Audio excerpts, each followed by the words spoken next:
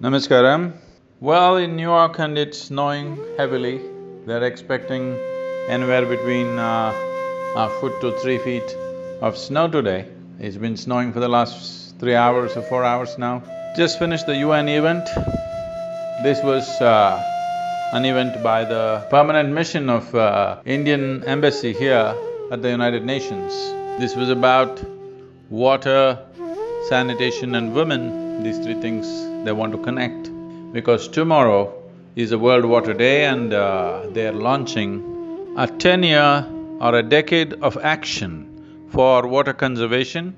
And water conservation and water is seen as a part of an important part of sustainable development goals. Well, I am part of this important panel where all the key people are there in this. This is towards action for the next 10 years, what we need to do, how to engage the people. As a consequence of Rally for Rivers, we have brought this awareness in the world. Without a mass movement, there's really no solution. Governments may do things, companies can do things, individual people and NGOs can do whatever they do, all of it is useful, but without engaging people in a mass scale, there's really no solution. This has gone home very well with Rally for Rivers and that's why we are here. And tomorrow is going to be an interesting panel discussion at the United Nations, which is under the umbrella of United Nations, not by the Indian mission. Right now, I could send you a few pictures of what's happening outside. The snow is coming down pretty heavy and all schools are closed, transportation is not working, most of the taxis are out, Uber is not functioning. In spite of that, the hall got filled up today and a very enthusiastic response from variety of people who attended today's meeting. This has been driven home very clearly that Rally for Rivers is a very effective way of looking at water solutions.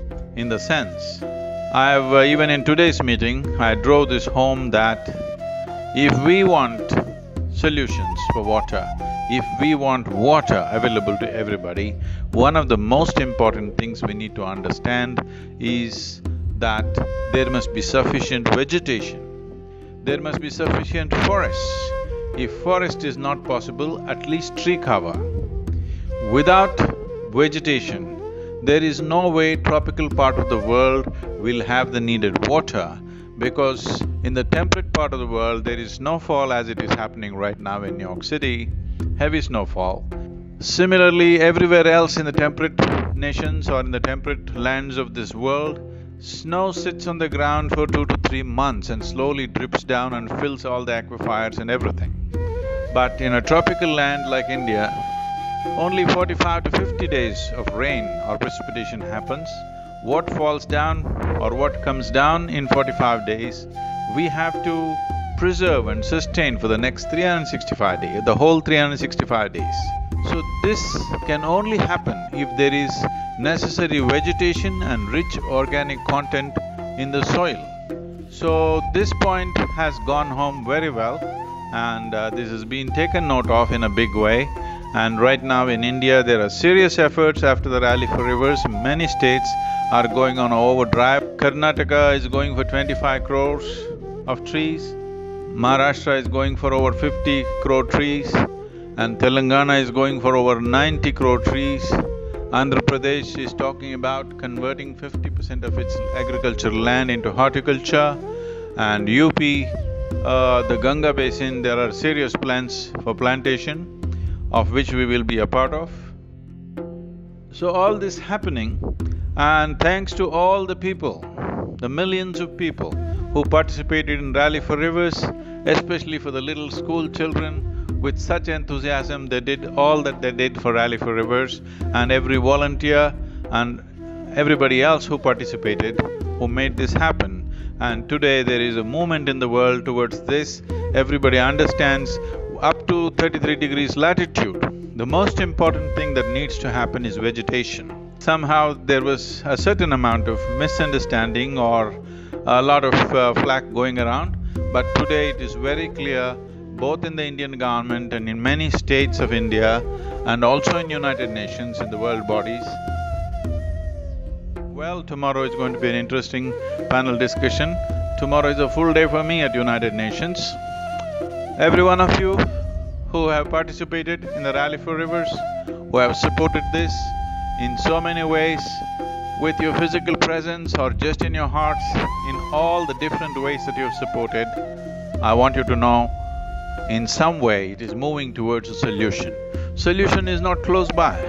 If you start working today in the right direction, solutions will slowly come over a couple of decades, I would say. So, I want all of you to stay committed and focused, because what we are looking for is to turn the world around in some way. This is something that we owe to the future generations.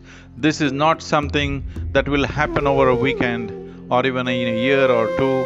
This will take a few decades, if not many decades, at least a couple of decades for us to see significant results happening. So please stay on course. Let's see that before our time is done, we hand over a really lush, green and water-rich planet to the future generations. This is a commitment that we must take.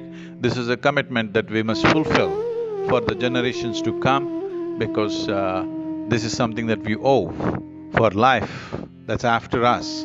Because our time here is just a little time. We have no right to take away everything from this planet, but our lifestyles, our existence, our technologies, our needs, our market needs, our economic needs have multiplied, and we can't turn everything around. But one thing we can do, make sure there is substantial vegetation on the planet, that whatever nonsense we do, still the planet is capable of withstanding if all the other life survives.